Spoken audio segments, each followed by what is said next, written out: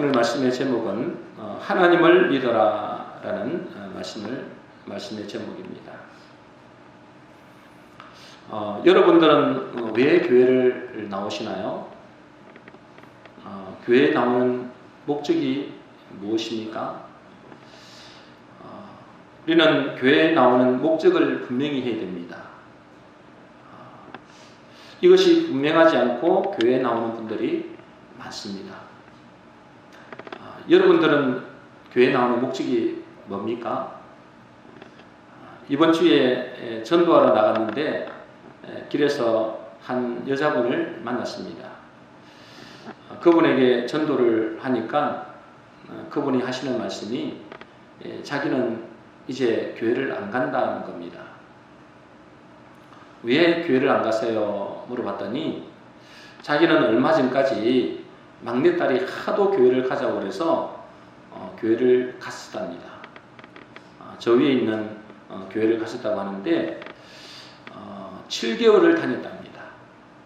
7개월을 다녔는데 지금은 이제는 안 간다. 왜 안 가십니까? 했더니 교회 다니는 자기 딸을 보니까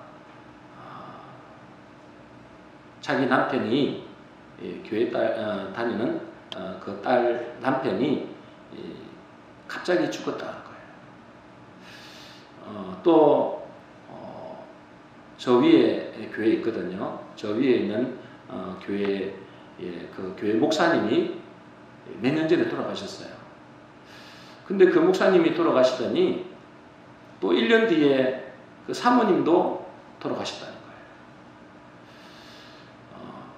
교회 다니면 좋은 일이 있어야지 그렇게 안 좋은 일이 생기는데 어떻게 교회를 다니겠는가 그렇게 말씀을 하시더라고요. 그래서 자기는 이제 절대 교회 안 간다 그렇게 말하더라고요. 그분은 왜 교회를 안 갈까요? 한마디로 말하면 자기가 생각하는 좋은 일, 자기가 원하는 복을 위해서 교회를 다니는 것입니다. 지난주에 제가 말씀을 드렸죠. 지난주에 제가 말씀을 드렸는데 이런 사람을 육신을 위해 예수를 믿는 것입니다. 이제 교회를 다니는 사람들이 두 종류가 있는 것이죠. 육신을 위해서 예수를 믿는 사람이 있고 진리를 따르기 위해서 예수를 믿는 사람이 있다 그랬습니다. 자기 육신을 위해서 예수 믿는 사람들은 자기 육신대로 되지 않거나 큰 문제가 생기면 결국은 교회를 떠납니다. 하나님을 떠나는 것이죠.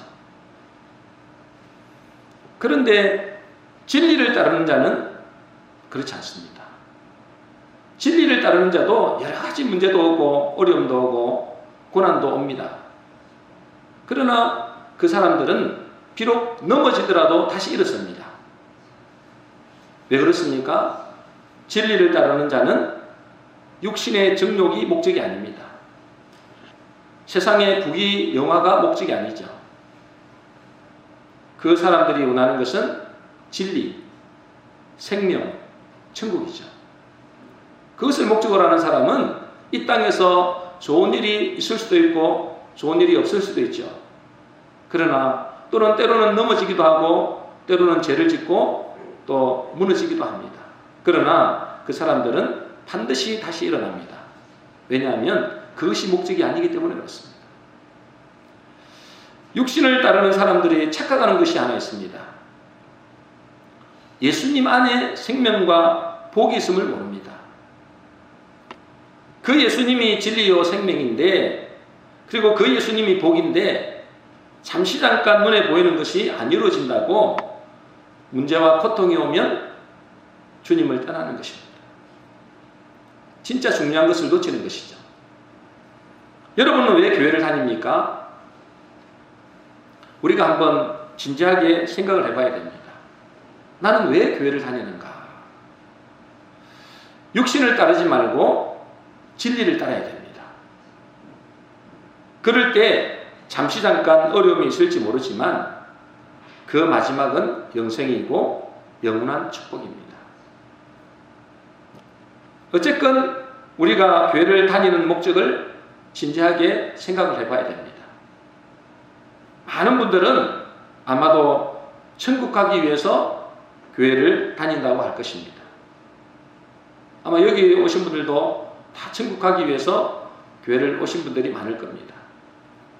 그리고 새가족들 중에서는 아마도 문제 해결받고 또 병 고치고 복 받기 위해서 교회를 다니는 분들도 있을 수 있습니다. 그러나 육신적인 목적이든 천국이 목적이든 분명한 사실은 우리가 구원을 받기 위해서는 어떻게 해야 됩니까? 어떻게 해야 우리가 구원을 받는 것이죠? 믿음이 있어야 됩니다. 믿음이 없이는 절대로 구원을 받을 수 없습니다. 그런데 제가 목회자로서 보니까 참 이상한 일은 병 고치고 복 받기 위해서 또는 구원받아서 천국 가기 위해서 교회를 다니는데, 근데 그것을 구원을 받기 위해서는 또는 복을 받기 위해서는 믿음이 필요한데 그 믿음을 얻기 위하여 별로 노력하지 않는 것입니다. 그것은 이런 것과 같은 것이죠.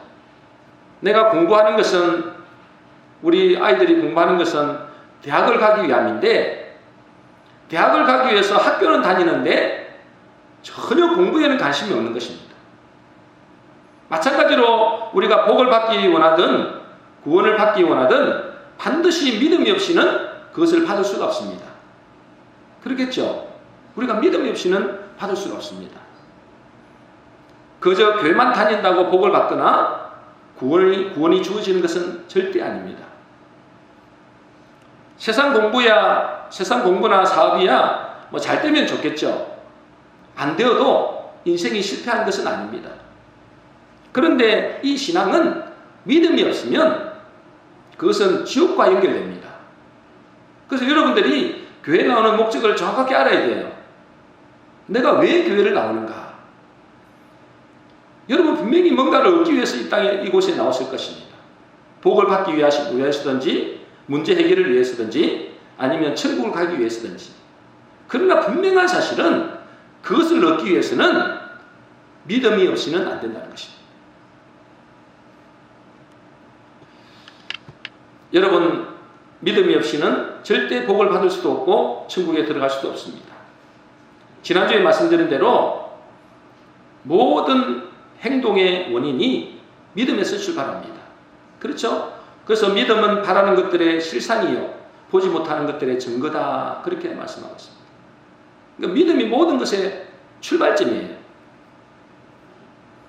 예수님도 이 땅에 계실 때 많은 표적과 기적을 일으키실 때 항상 하시는 말씀이 있습니다.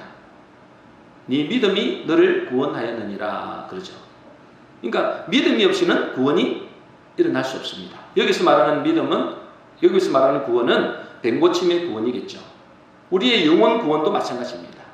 믿음이 없이는 절대로 구원받을 수 없습니다. 왜 사람들이 불안하고 염려하고 두려워합니까? 믿음이 없기 때문이죠. 그렇죠? 믿음이 없기 때문입니다. 미래에 대한 믿음이 없고 사람에 대한 믿음이 없고 더욱더 자기 자신에 대한 믿음이 없는 것입니다. 젊었을 때야 열정이 있으니까 별로 두렵지 않습니다. 그런데 나이가 들면 들수록 내 자신을 보면 볼수록 믿음이 점점 사라지죠.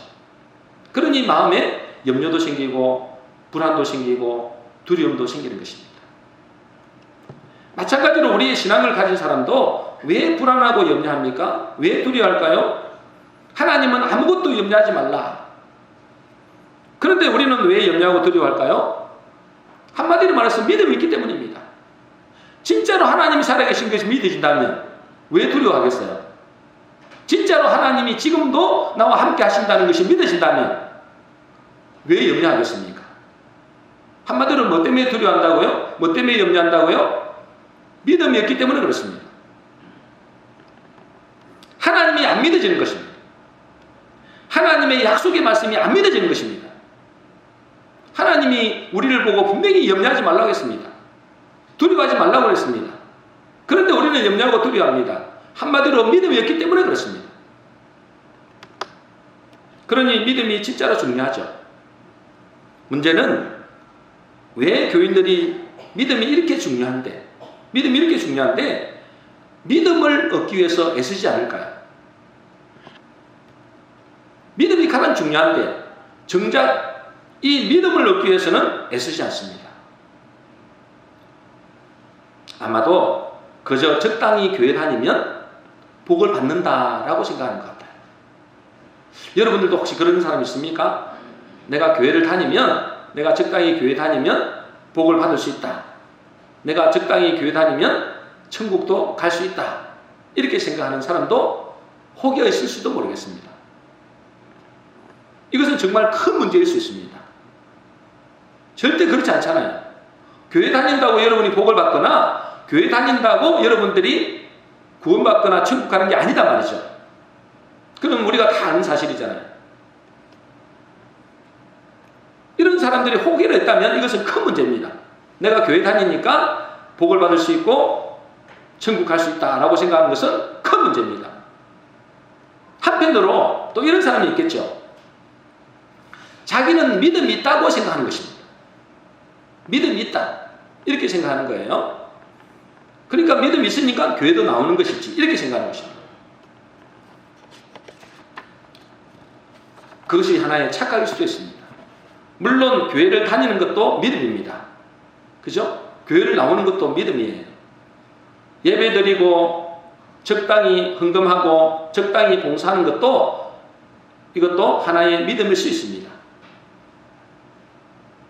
그런데 이 믿음으로는 구원을 받을 수 있는가? 내가 이 믿음으로 천국도 갈 수 있겠는가라는 것은 또 다른 문제죠. 여러분들, 내가 교회만 다닌다고, 그 믿음을 가진다고, 하나님이 살아계신다는 사실을 믿는다고 여러분들이 천국 간다고 생각하십니까? 한번 생각해 봐야 된다는 거죠. 오늘 본문 말씀을 한번 보겠습니다. 오늘 본문 말씀의 배경은 예수님이 시상하셔서 무화과 나무가 있는 것을 보시고 그 무화과 나무에게 가보니까 무화과 나무에 열매가 없는 것입니다. 그래서 예수님이 이렇게 말씀하십니다. 마가복음 11장 14절입니다. 우리 한번 같이 읽어보겠습니다. 시작. 예수께서 나무에게 말씀하여 이르시되 이제부터 영원토록 사람이 내게서 열매를 따먹지 못하리라 하시니 제자들이 이를 듣더라. 그렇습니다. 자, 예수님이 시장하셔서 무화과 나무에게 가봤더니 무화과 나무에 열매가 없는 것입니다. 그래서 예수님이 뭐라고 말씀하시냐면 이제부터 영원토록 사람이 내게서 열매를 따먹지 못하리라. 그렇게 이제 이렇게 말을 하는 것을 누가 들었느냐? 제자들이 옆에서 듣고 있었어요. 그런데 제자들이 그 다음날 아침에 예수님과 함께 그 무화과 나무를 지나가고 있는데 그 무화과 나무가 뿌리채 마른 것을 보고 베드로가 예수님에게 이렇게 말했어요. 선생님 보세요. 어제 저주하신 무화과 나무가 말랐습니다. 그런 거예요. 어제 말씀하셨는데 어제 예수님이 무화과 나무가 열매가 없는 것을 보시고 이제 영원토록 사람이 내게서 열매를 따먹지 못하리라 어제 말씀하셨는데 그 다음날 아침에 보니까 이 무화과 나무가 완전히 뿌리채 말라지는 거예요. 그래서 깜짝 놀래가지고 선생님 보세요. 어제 저주하신 무화과 나무가 말랐습니다. 그때 예수님이 이렇게 말씀하십니다. 마가복음 11장 22절입니다. 우리 같이 읽겠습니다. 시작. 예수께서 그들에게 대답하여 이르시되 하나님을 믿어라. 그렇습니다. 예수님이 뭐라고 대답하셨다고요? 하나님을 믿어라. 그렇습니다. 근데 여기서 말하는 하나님을 믿어라는 원어로 보면 이렇게 되어 있습니다. 헬라어로 하나님을 데오스라고 그러죠. 데오스. 믿음을 피스티스라고 합니다. 그리고 그 다음에 에코라는 말이 나오는데요. 데오스 피스티스 에코라는 뜻입니다. 우리나라로는 번역할 때 하나님을 믿어라 그렇게 번역했지만 실제적으로 원어로 보면 하나님의 믿음을 가져라 그 말입니다. 따라하겠습니다. 하나님의 믿음을 가져라. 하나님의 믿음을 가져라. 네, 예수님이 대답하시는데 뭐냐면 하나님의 믿음을 가져라 라고 말씀하시는 것입니다. 단순히 하나님을 믿으라 이 말이 아니고 하나님의 믿음을 가져라 그 말입니다. 다시 말해서 믿음에는 하나님의 믿음이 있고 내가 믿는 믿음이 있다는 것입니다. 내가 믿는 믿음을 소위 말해서 신념이라고 합니다. 신념. 여러분들이 교회에 나올 수 있는 믿음도 신념일 수 있습니다. 내가 열심히 봉사하고 적당히 헌금하면 복을 받을 것이라는 것도 여러분들의 신념일 수 있어요. 세상 사람들도 이런 신념이 있습니다. 그런데 하나님은 내가 믿는 믿음을 말하는 것이 아니고 하나님의 믿음을 가져라 그렇게 말씀하십니다. 많은 교인들이 자기 신념을 가지고 신앙생활하는 사람이 많습니다. 물론 처음 신앙생활할 때야 자기 신념을 가지고 신앙생활을 시작하기도 합니다. 처음 신앙생활을 하니까 내가 교회 나가면 복을 받을 거야. 내가 교회 다니면 내 문제가 해결될 거야. 내가 교회 다니면 내 자녀의 문제가, 남편의 문제가, 사업의 문제가 해결될 거야. 그런 신념을 가지고 나온 사람들이 많습니다. 그거는 맞죠. 처음부터 믿음이 생길 수는 없으니까. 그런데 문제는 뭐냐면 신앙생활을 5년 하고 10년 하고 20년이 지났는데도 여전히 자기 신념으로 신앙생활을 하는 사람이 많다는 거예요. 처음에야 자기 신념으로 신앙생활을 하는 것은 이해가 되는데 그것이 5년이 되고 10년이 되고 20년이 됐는데도 여전히 자기가 자기 신념으로 신앙생활을 하는 사람이 많다는 것입니다. 여러분, 그런 사람들의 신앙생활의 결과는 어떤 줄 아십니까? 여러분, 세상에서도 신념은 어느 정도 목표를 이룰 수 있습니다. 그렇죠? 자기 신념으로 목표를 달성한 사람이 많습니다. 그러나 신앙에서의 신념은 반드시 한계가 옵니다. 자기 신념을 가지고는. 신념을 가진 사람들의 결과는 나중에는 뭐만 가득 찰까요? 불신앙만 가득 찹니다. 하나님이 자기의 신념대로 안 해주거든요. 자기의 믿음대로 안 해줍니다. 하나님 앞에 나올 때에 하나님 내 문제 해결해 주세요. 내 병 고쳐주세요. 우리 남편 사업 잘 되게 해주세요. 자기 뜻대로 안 되거든요. 그러니 나중에 신앙의 결과는 불신앙만 가득 찹니다. 기도해도 안 되더라는 것입니다. 처음에는 기도하면 들어주죠. 근데 가면 갈수록 기도했다고 다 들어주나요? 안 들어줍니다. 열심히 교회 다녀봤는데 별거 없더라 라고 합니다. 아까 그 여자분처럼. 그래도 교회는 나오는데 늘 자기 믿음, 자기 신념에서만 신앙생활을 합니다. 자기 기준, 자기 계산, 자기 이해 안에서만 신앙생활을 하죠. 자기 머리 안에서 계산돼 보고 그 안에서만 움직입니다. 자기의 합리적인 생각 안에서만 신앙생활을 하는 것이죠. 절대 십자가는 안 집니다. 그러니 이런 사람에게 하나님의 역사가 일어날 수가 없습니다. 하나님의 일하심을 경험하지 못합니다. 그러면서 하나님이 계신지 안 계신지 확신이 없습니다.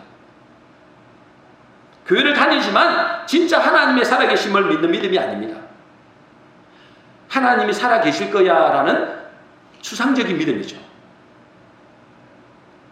하나님의 기적을 맛보지 못하니, 하나님의 일하심을 경험하지 못하니 늘 자기 계산 안에서만 신앙생활합니다. 이것은 내가 믿는 믿음입니다. 내 신념이죠. 하나님은 이럴 것이다. 하나님을 믿으면 이렇게 될 것이다. 근데 그렇게 안 되니까요. 자꾸만 불신앙만 쌓이는 겁니다. 그러다가 어느 날 문제가 탁 터지면 넘어집니다. 그리고 떠납니다. 그래서 떠난 사람들의 이야기를 전도해보면 들어보면 내가 옛날에 교회를 다녀봤다는 거예요. 내가 기도해봤다는 거예요. 그런데 하나님은 안 계시더라 하더랍니다.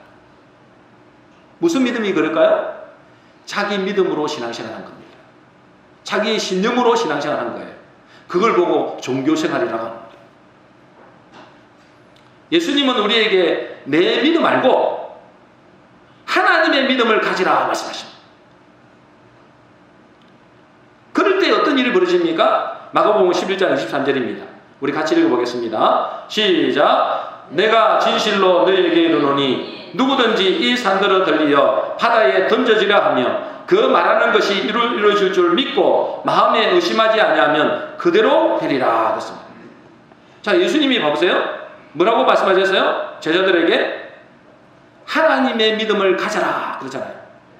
하나님의 믿음을 가져라. 그러면 무슨 일이 일어난다고요? 누구든지 이 산들을 들이어 바다에 던져지라 하려도 말하는 것이 이럴 줄 믿고 마음에 의심하지 아니하면 그대로 된다는 거예요. 여러분, 이 산들을 들려서 저 바다에 빠지라 그러면 그것이 마음에 믿으면 그대로 된다는 거예요. 무슨 믿음은? 하나님의 믿음을 가지면. 하나님의 믿음을 가지면 됩니다. 이것은 내 믿음으로는 불가능하죠. 아니, 내 믿음으로 어떻게 저 산들을 들려 바다로 빠지게 하겠습니까? 내 믿음으로는 1000번, 1000번 죽었다 깨어나도 못합니다.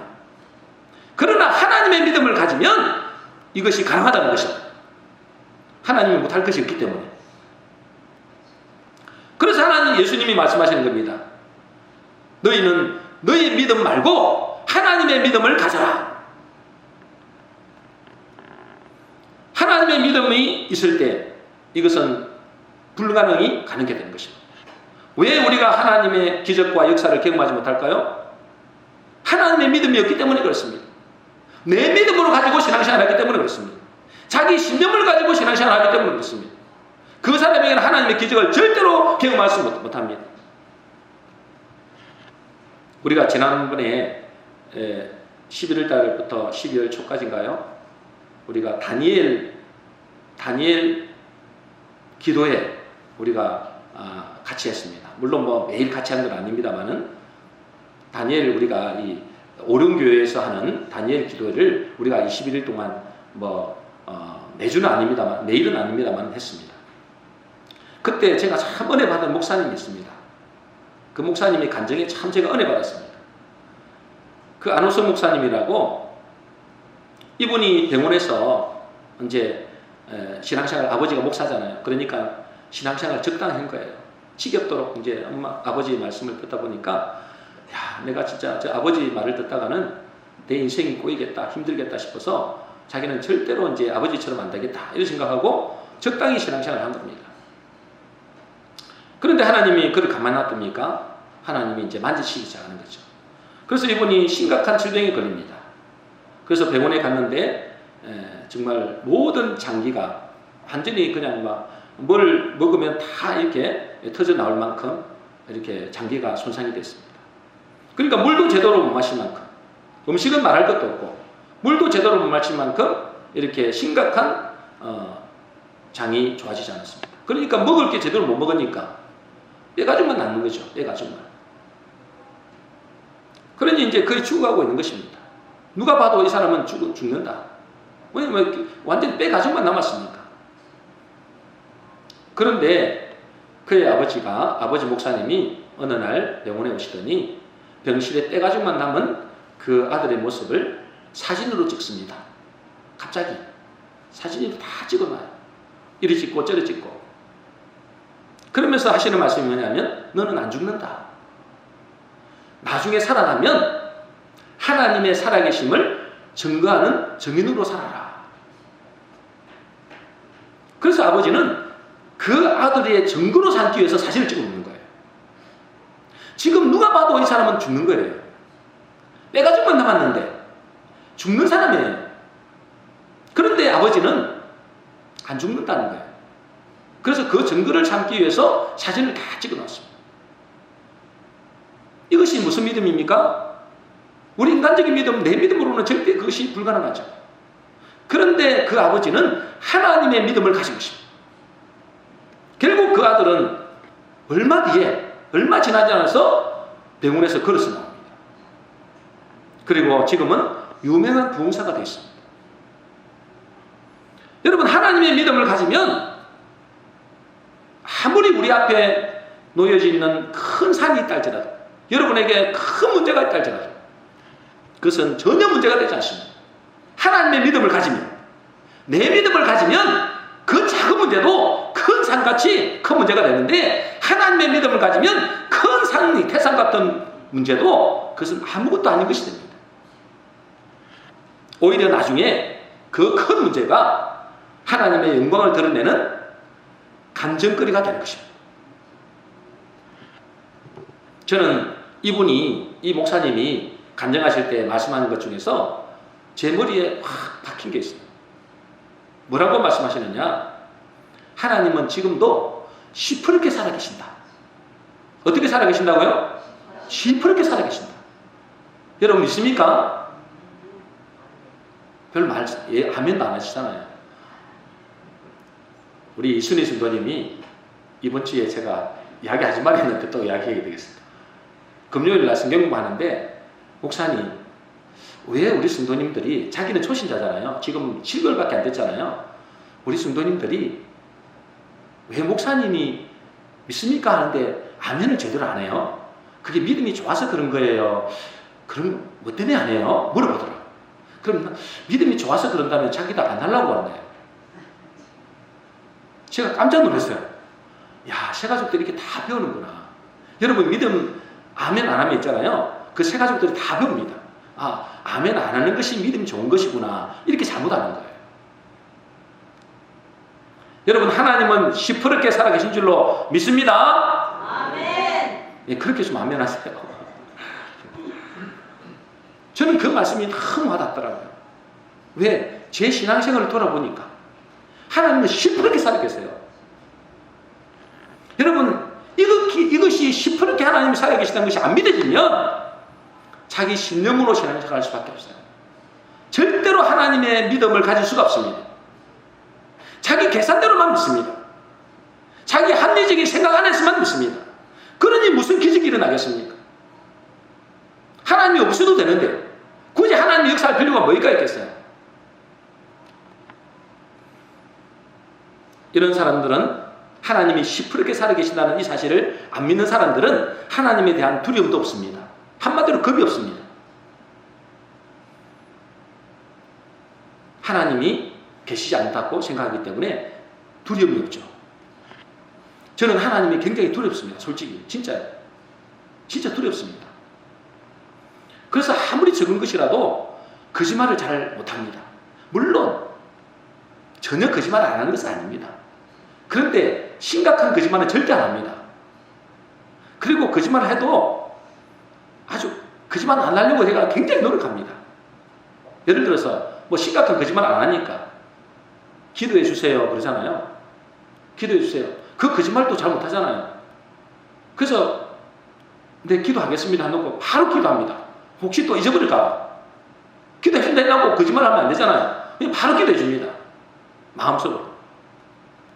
왜? 하나님이 시퍼렇게 살아계시기 때문에 그렇습니다. 저는 그걸 너무너무 개국을 많이 했기 때문에. 제가 이 자리에 계신 것도 하나님이 시퍼렇게 살아계신 증거입니다.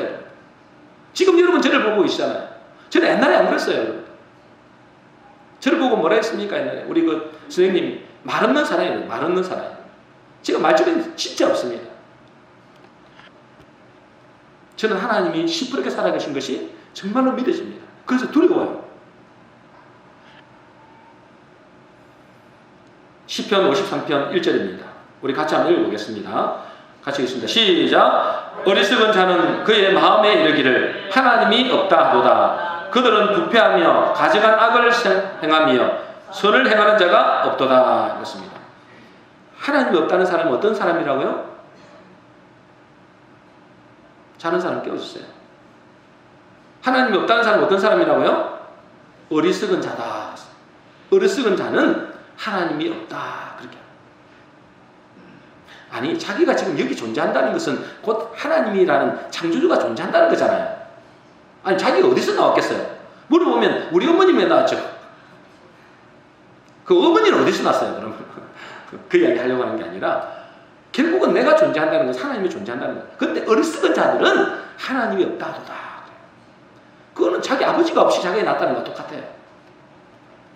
그런데 그 어리석은 자가 뭐라고 말하는지 보세요. 그의 마음에 이르기를 그럽니다. 그의 마음에 이르기를 자기 생각에는 없다 이 말이에요. 자기 믿음에는 없는 것입니다. 자기 신념으로는 없는 것입니다. 그것이 어리석은 자다. 여러분이 신앙생활 하는데도 자기의 신념으로 자기의 믿음으로 신앙생활 하는 것을 보고 어리석은 자다. 여러분 하나님의 믿음을 가지면 하나님의 역사와 기적을 체험할 수 있습니다. 이것은 이루 말할 수 없이 말할 수 있습니다. 여러분에게 증거할 수 있습니다.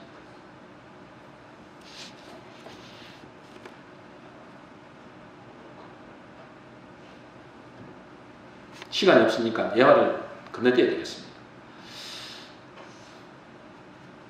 여러분 제가 우리 성도님들에게 계속 기도하라고 하는 것이 뭡니까? 오늘도 기도했습니다마는 우리 성도님들에게 계속 이렇게 기도하라는 것이 뭐냐면 불신앙하지 말라는 것입니다. 불신앙만 안 하면 하나님이 일하십니다. 불신앙만 안 하면. 우리가 새 출석교회는 50명을 놓고 지금 기도하잖아요. 근데 이거 문제가 뭐냐면 여러분 전도 안 하는 게 문제가 아닙니다. 불신앙이 문제입니다. 불신앙이. 불신앙이 문제는 불신앙이 있으니까 기도도 안 합니다. 불신앙이 있으니까 전도는 아예 못합니다. 제가 지난주에 지나가면서 어떤 권사님을 만났어요. 그 권사님이 그러시더라고요. 목사님, 저는 정말 지금 몸이 너무 안 좋아가지고 내일 모레 죽을지 모른다는 거예요. 그런데 제가 교회 가면 기도한다는 거예요. 뭘 놓고 기도하느냐? 하나님, 우리 교회에 이 자리가 꽉 차게 해주세요. 자기는 전도도 못하고 뭐 힘이 없으니까 전도도 못하지만은 하나님, 제가 기도합니다. 하나님, 이 자리를 꽉 채워주세요. 그렇게 기도한대요. 그런데 자기 기도체로 그 사모님이 그런데요. 그 권사님이 기도하는 대로 이루어지고 있다. 그렇게. 여러분, 우리가 불신앙만 안 하면 됩니다. 불신앙 안 하면 기도하면 됩니다. 전도를 못한다 할지라도 기도하면 됩니다. 그런데 왜 기도 안 합니까? 불신앙하니까. 기도한다고 되겠나 안 되는 거예요. 내가 전도한다고 되겠다는 거예요. 자꾸만 내 믿음, 내 기준, 내 능력을 가지고 기도하고 전도하려고 하죠. 하나님의 믿음, 하나님의 능력을 믿고 기도하면, 그리고 전도하면 안 되는 것이 어디 있겠습니까? 우리는 하나님의 믿음을 가져야 됩니다. 그런데 우리가 하나님의 믿음을 택하면 단점이 있습니다. 안 좋은 것이 있어요. 뭐냐니까 하나님의 믿음은 뭔가 보이지 않는 것입니다. 당장에 눈에 보이지가 않아요. 보여주면 좋을 텐데 안 보이는 것입니다. 그리고 하나님의 믿음을 가지고 기도하면 시간이 좀 걸린다는 것입니다. 그 시간이 얼마나 걸릴지는 우리가 알 수 없어요. 그건 하나님의 손에 달려 있습니다. 그것이 좀 문제입니다.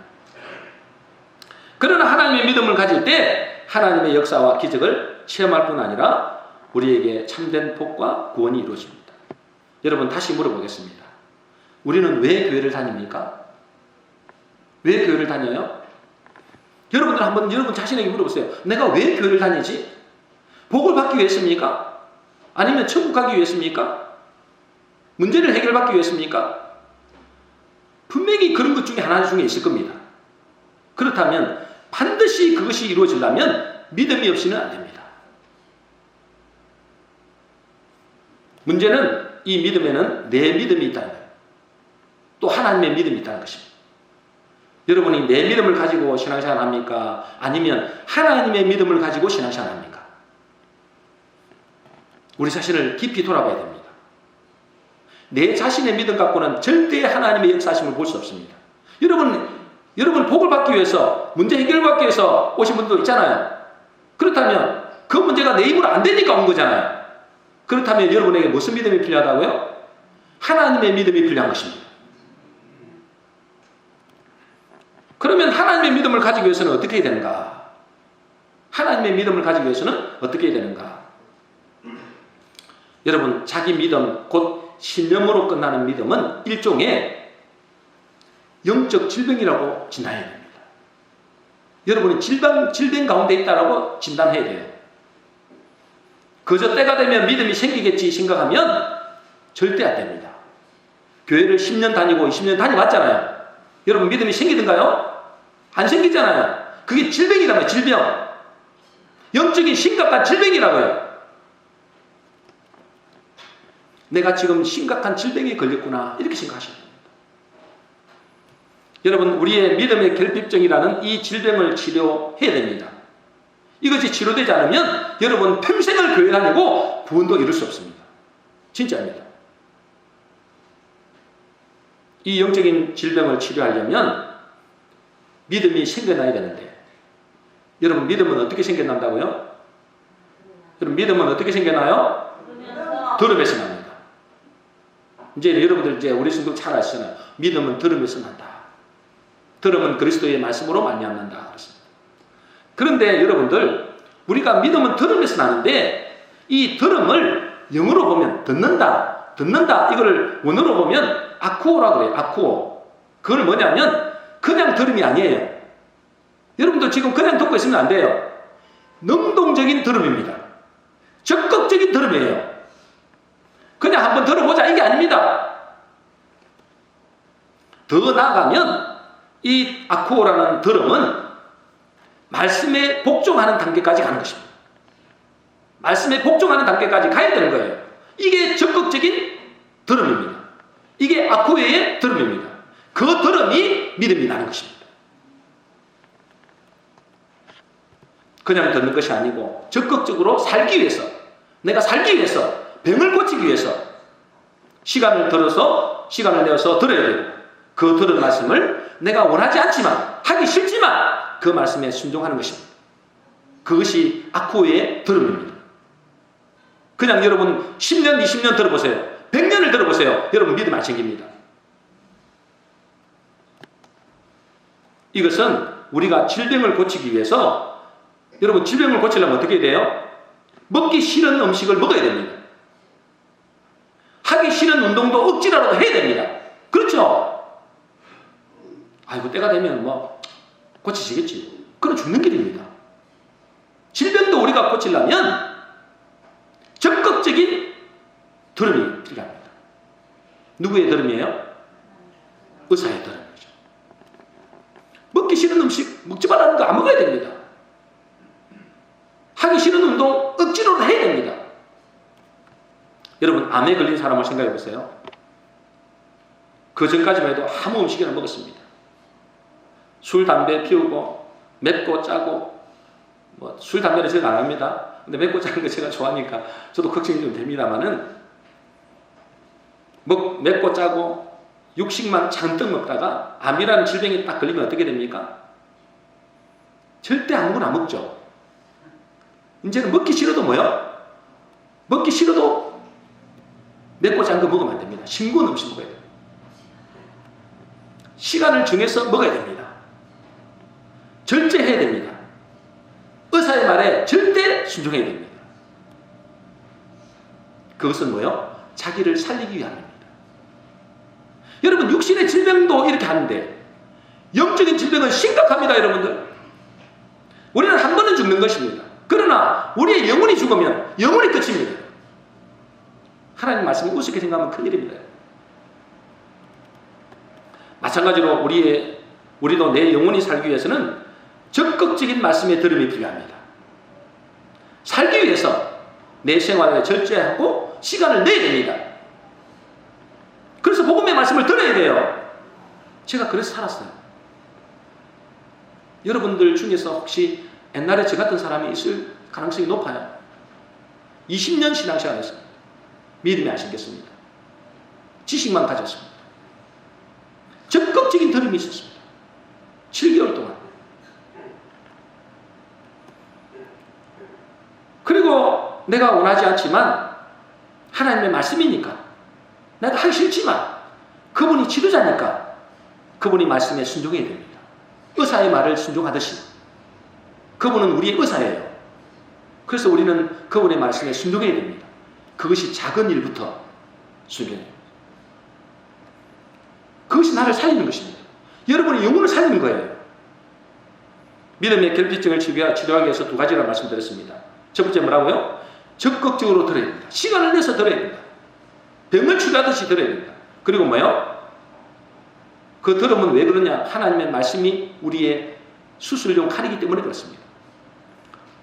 두 번째는 뭐예요? 내가 원하지 않는다 할지라도, 하기 싫더라도 하나님의 말씀에 억지로라도 순종해야 돼요. 의사의 말에 억지로라도 순종하듯이. 그리고 마가복음 9장에 보면 이런 이야기가 나옵니다. 어느 한 귀신 들린 아들 걸린 아버지 이야기가 나옵니다. 귀신 들리시니까, 자기 아들이 귀신 들리니까 얼마나 마음이 힘들겠어요. 그래서 예수님을 찾아왔는데 예수님이 그때 안 계신 거예요. 그 제자들에게 자기 아들을 좀 고쳐달라 하니까 제자들이 못 고치는 거예요. 그래서 이렇게 말합니다. 선생님, 내가 당신의 제자들에게 내 아들의 귀신을 내쫓아달라 하였지만 그들이 능히 못하더이다. 그러나 선생님, 무엇을 할 수 있거든 우리를 불쌍히 여기사 도와주세요. 그럽니다. 그때 예수님이 이렇게 말씀하십니다. 마가복음 9장 23절입니다. 우리 같이 읽어보겠습니다. 시작. 예수께서 이르시되 할 수 있거든이 무슨 말이냐? 믿는 자에게는 능치 못할 일이 없느니라 하시니라. 할 수 있거든이 무슨 말이냐? 믿는 자에게는 능치 못함이 없다. 이 말씀, 예수님의 말씀에 그 아이의 아버지의 반응이 뭔지 아세요? 9장 24절입니다. 같이 읽겠습니다. 시작. 곧 그 아이의 아버지가 소리를 질러 이르되 내가 믿나이다. 나의 믿음 없음을 믿는 것을 도와주소서 하더라. 여러분, 이것은 믿음이 없이는 안 됩니다. 할 수 있거든요. 무슨 말이냐?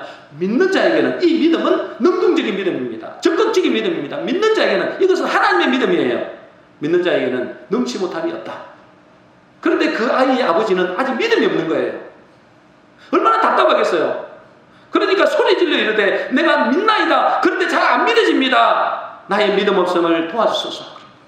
나의 믿음 없음을 도와주소서. 여러분, 이것이 믿음의 결핍증이라는 심각한 질병을 가진 사람들이 취하는 행동입니다. 그 모습입니다. 주여, 저는 믿음이 없습니다. 저를 도와주세요. 자의 믿음 없음을 도와주세요. 불쌍히 여겨주세요. 그렇게 간절히 구해야 되는 거예요. 그저 주면 주고 말면 말고. 여러분, 이런 식으로 하면 큰일입니다. 여러분, 영원히 문제가 됩니다. 죽기 살기를 구해야 되는 거예요. 이 아이의 귀신 들린 아이의 아버지가 구하듯이. 여러분, 아이가 귀신 들렸다고 생각해 보세요. 아니, 여러분들이 영원히 지옥 간다고 생각해 보세요. 여러분, 그냥 그저 있으면 되겠습니까? 아이고, 주시면 주고 말면 말고 막 알아서 주세요. 여러분, 그래갖고는 절대 믿음이 안 생긴다니까요. 믿음은 들음에서 나는데 그 들음은 능동적인 들음이에요. 적극적인 들음이에요. 내가 살기 위해서 발버둥치는 들음이에요.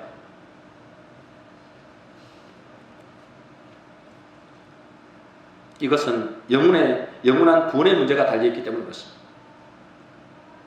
그래서 믿음은 그 믿음의 주체가 누구냐? 믿음의 주인은 주님이십니다. 그래서 간절히 구해야 되는 거예요. 그래서 찾고 찾으면 나를 만나리라 그랬습니다. 히브리서 12장 1절에 보면 믿음의 주요 온전케 하시는 이다 그랬습니다. 믿음의 주인이다 말이에요. 믿음을 완성시키는 분도 누구라고요?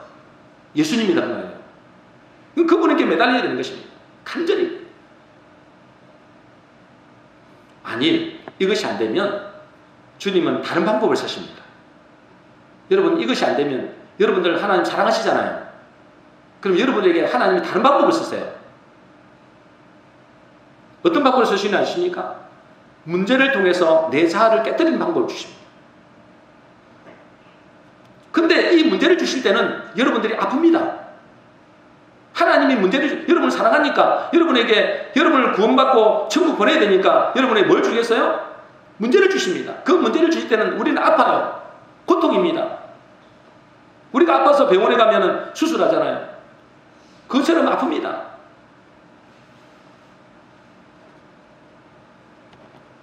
그래서 우리 인생의 실패와 좌절과 절망적인 일들이 우리에게 나타나는 것입니다. 하나님이 여러분 사랑하니까. 히브리서 12장 6절입니다. 우리 같이 읽어보겠습니다. 시작. 주께서 그 사랑하시는 자를 징계하시고 그가 받아들이시는 아들마다 채찍질 하심이라 하였으니. 그렇습니다. 하나님이 여러분을 사랑한다면 여러분의 믿음을 얻기 위해서 여러분 자아를 깨뜨리게 합니다. 여러분 그 합리적인 생각 안에 머무른 그 생각, 자기 신념, 이걸 깨뜨리기 위해서는 여러분 자아가 깨뜨려져야 됩니다. 그래서 뭘 하신다고요? 징계하시고 사랑하시는 자를 징계하시고 또 뭐요? 채찍질 하신다. 여러분, 하나님이 여러분들 예를 들면 아픕니다. 고통입니다. 그런데 그 고통을 못 이겨서 그냥 뛰쳐나가는 사람이 있습니다. 하나님이 사랑하는 매인데 그것에 넘어집니다. 왜? 자기 생각과 안 맞다는 거예요. 하나님이 나를 사랑하는데 왜 나를 매를 때리냐? 사랑하니까 매를 때리죠. 그렇지 않습니까? 사랑하니까 매를 때리는 것입니다. 이것은 하나님이 나의 믿음, 나의 신념을 고치기 위한 하나님의 치유의 과정입니다. 왜 이렇게 하십니까? 히브리 12장 11절입니다. 우리 같이 읽겠습니다. 시작. 무릇 징계가 당시에는 즐거워 보이지 않고 슬퍼 보이나 후에 그로 말미암아 연단받은 자들은 의의 평강의 열매를 맺느니라. 하나님이 징계하는 이유가 뭐라고요? 연단을 통해서 의와 평강의 열매를 맺게 하기 위함이다. 그랬습니다. 여러분들에게 하나님의 의, 하나님의 평강을 주기 위함이라는 거예요. 여러분, 하나님의 평강이 있는 사람은 천국 가는 것입니다. 구원받는 사람이에요. 하나님의 평강이 없는 사람, 하나님이 그 속에 임재하지 않는 사람, 그 사람은 뭐예요? 늘 불안합니다. 늘 미래가 두렵습니다. 그래서 자기가 챙겨야 되는 거예요. 내가 열심히 돈 벌어야 되는 거예요. 근데 여러분들이 아무리 열심히 돈 벌려 해도 하나님 몸 한번 짚으면 끝입니다. 어떻게 하실래요? 하나님이 우리를 징계하시는 것은 우리의 연단을 통해서 하나님의 의와 하나님의 평강의 열매를 맺기 위함이다. 여러분, 믿음의 결핍은, 이 믿음의 결핍증이라는 이 병은 우리의 영혼의 심각한 질병이라는 사실을 알아야 됩니다. 이거는 육신의 질병과는 또 다른 거예요. 여러분들이 내가 믿음의 결핍증을 앓고 있는지 그것을 진단하고 정말로 내가 믿음의 결핍증을 가지고 있다고 생각한다면 이것을 치료하기 위해서 적극적이고 능동적으로 하나님의 말씀을 들어야 됩니다. 들으면서 믿음이 생기기 때문에 그렇습니다. 하나님의 말씀만이 우리의 영혼을 수술하는 칼이기 때문에 그렇습니다. 그리고 또 하나님 앞에 이 질병을 치료해달라고 그 귀신 들린 아비의 마음으로, 귀신 들린 아비가 자기 아들을 살리고 싶은 그 마음으로 하나님 앞에 나와서 긍휼을 구해야 됩니다. 하나님, 나를 도와주소서. 나의 믿음 없는 것을 도와주소서. 나의 믿음 없는 것을 도와주소서. 이것이 내가 사는 길입니다. 우리 모든 성도님들은 내 믿음 말고, 내 신념 말고 하나님의 믿음을 가질 수 있기를 주의 이름으로 축복합니다. 결론입니다. 믿음은 바라는 것들의 실상이다. 믿음이 모든 것의 본질이다. 그 말이에요. 믿음으로 구원받고 믿음으로 천국 갑니다. 그런데 이렇게 중요한 믿음을 얻기 위해서 우리가 얼마나 노력하고 있는가 그 말이에요. 돈 벌고 성공하고 출세하는 데는 자기의 온 열정을 다 쏟는데 정작 가장 중요한 믿음을 얻기 위해서는 얼마나 애쓰고 있는가 그 말입니다. 혹시 내가 착하고 있는 것이 아닙니까? 내가 교회 나오니까 나는 믿음이 있다고 착하고 있는 것이 아닙니까? 여러분, 그것은 정말로 위험한 생각입니다. 믿음에는 내 믿음이 있다는 것입니다. 또 하나님의 믿음이 있는 것입니다. 많은 사람들이 내 믿음으로 교회를 다닙니다. 하나님의 기적의 역사를 경험할 수 없습니다. 하나님의 능력을 경험할 수 없습니다. 자기 기준 안에서만 신앙생활합니다. 그러다가 시험 됩니다.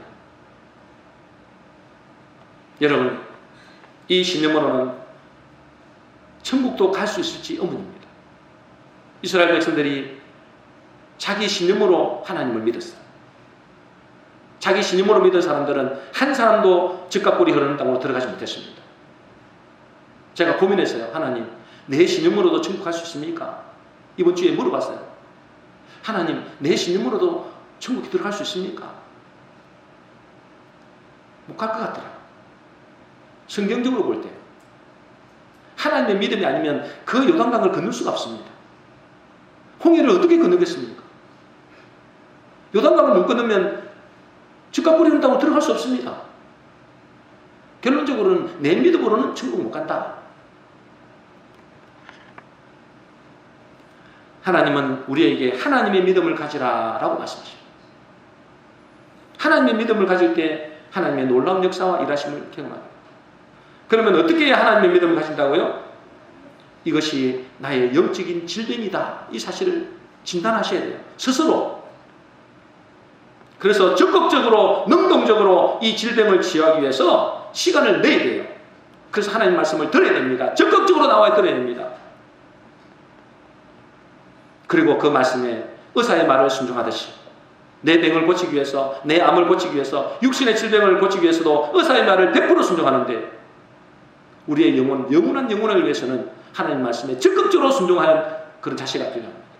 잘 안 되지만 작은 일부터 순종해 나가야 돼요. 그리고 주님 앞에 나의 믿음 없음을 불쌍히 해달라. 그 귀신 들린 아비의 마음처럼 주여 내가 믿나이다. 그런데 내가 믿음이 없습니다. 주여 나를 불쌍히 여기시옵소서. 믿음을 없는 것을 도와주소서. 그렇게 주님 앞에 나와야 되는 거예요. 그것이 저와 여러분들이 살리는 내 영혼이 사는 길입니다. 우리 모든 성도님들은 내 믿음 말고 하나님의 믿음을 가지시기를 주의 이름으로 축복합니다. 우리 기도하겠습니다.